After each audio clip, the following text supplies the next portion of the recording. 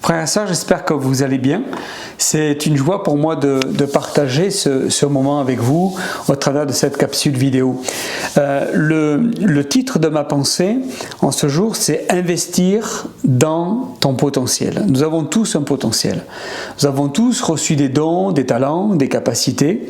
Et je voudrais justement introduire ces moments avec ce texte de 1 Corinthiens au chapitre 7, verset 23. Il est dit « Vous avez été rachetés à un grand prix ». Et là, l'apôtre Paul souligne un grand prix. Pas un petit prix, pas un prix normal, mais au prix de la valeur du sang de Jésus. Dieu nous a rachetés. Et je sais que Dieu ne rachète pas pour rien. Dieu n'investit pas pour rien. Dieu ne nous a pas rachetés comme cela parce que ça lui faisait simplement plaisir. Il nous a rachetés parce que au travers de nous, il y avait une capacité, il y a des dons, il y a une valeur. Nous sommes son créateur déjà. Et Dieu ne t'a pas racheté sans cause. Le rachat a été calculé, réfléchi. En donnant son Fils à la croix du Calvaire, il a fait quelque chose d'incroyable. Et Dieu t'a racheté car il trouve un potentiel en toi. Dieu t'a racheté car il souhaite investir en toi. Alors, la question, c'est pas de savoir est-ce que j'ai des dons, est-ce que j'ai des talents, est-ce que j'ai des capacités? Tu les as.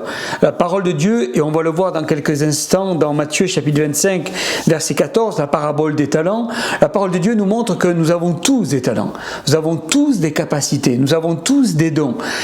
Le fait de se dire mais moi j'ai pas la capacité, moi ça sera pas possible, c'est pas un problème pour Dieu. Je dirais même ce n'est pas ton problème parce que tu ne t'appartiens plus, tu appartiens à Dieu. Tu as été racheté par Dieu et Dieu a misé sur toi. Dieu investit en toi. Dieu te connaît parfaitement avec tes qualités, avec tes dons, avec tes points forts, tes points faibles, avec tes hauts, tes bas, avec tes joies, tes peines, avec tes larmes, mais aussi avec tes bénédictions. Le Seigneur te connaît parfaitement. La question n'est pas de savoir est-ce que je peux. La question c'est de savoir est-ce que je veux. Parce que si je veux, Dieu, lui, peut dans ta vie et dans ton cœur. Et j'en ai un exemple avec justement ce texte de Matthieu chapitre 25 verset 14. Il a dit qu'un homme partant pour un voyage appela ses serviteurs et leur confia ses biens et donna 5 talents à l'un. Vous voyez, 5 talents à l'un. Et on s'aperçoit dans ce texte que finalement cet homme aussitôt, il est dit aussitôt, on va le voir un peu plus loin, 2 à l'autre et un troisième à chacun selon sa capacité et il partit en voyage. Alors il dit au verset 16, aussitôt celui qui avait reçu les 5 talents s'en alla et les fit valoir et il gagna 5 autres talents. Aussitôt, vous allez là le visionnaire. Vous avez là celui qui est passionné, qui a envie, qui croit ce que Dieu a déposé dans sa vie. Le deuxième, c'est au verset 17, il dit de même, celui qui avait reçu les 2 talents en gagna 2 autres. Et cet homme avait vraiment un désir, c'était de doubler la mise qu'il avait reçue de Dieu. Dieu te demande de libérer tes talents, ce que tu as reçu, de libérer ce que tu as vraiment emmagasiné, ce que Dieu a déposé en toi sur ta vie et sur ton cœur. Et puis il y avait le troisième au verset 18, celui qui n'en avait reçu qu'un alla faire un trou dans la terre et cacha l'argent de son maître. Celui-là ne voit rien, ne veut absolument pas investir, a l'impression que finalement le don qu'il a reçu ne sert pas à grand chose et lui finalement il est tombé dans le mensonge de l'adversaire. Il se ment à lui-même, il laisse le menteur lui faire croire des choses qui ne sont pas vraies dans sa vie et dans sa propre existence. En fait, le diable est en train de l'empêcher de rentrer dans sa destinée et dans son futur. Le Seigneur déclare une chose sur ta vie en ce jour. Au travers d'Ésaïe chapitre 54 verset 2, il est dit « Et il te dit à toi, élargis l'espace de ta tente, qu'on déploie les couvertures de ta demeure, ne retiens pas, allonge tes cordages et affermis tes pieux. » Ne retiens pas, en fait quelque part, il dit « lâche prise ». fais-moi confiance. Tu as reçu, tu ne connais pas, tu ne sais pas jusqu'où tu peux aller, quelles sont tes capacités. Parfois on ne se connaît pas, mais certaines personnes voient chez nous des capacités que nous ne voyons pas. Et ça arrive, hein. Moi-même j'ai vu des personnes qui ont cru en des choses, qui ont cru en des capacités dans ma vie que moi, je ne pouvais même pas soupçonner. Je me suis même étonné là où d'autres ne s'étonnent pas. Alors c'est formidable ça. La plus grande erreur, c'est de se comparer aux autres. D'essayer de voir chez les autres si finalement on arrive à leur niveau. Mais ça c'est un piège parce que nous ne sommes pas faits de la même chair.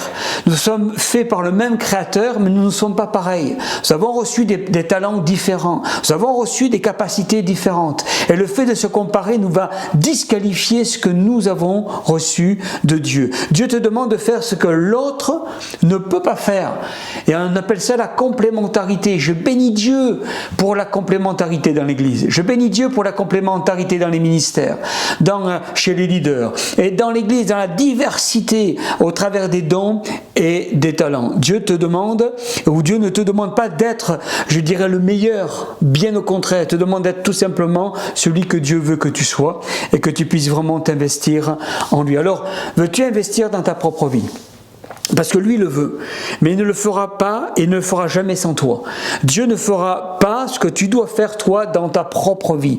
Dieu n'ira jamais au-delà de ce que toi tu désires pour le glorifier, pour le louer, pour l'adorer. Vous savez, des fois on a envie de le louer, on a envie de le glorifier, mais lui veut être glorifié au travers de ce que tu as reçu en toi et au travers de qui tu es.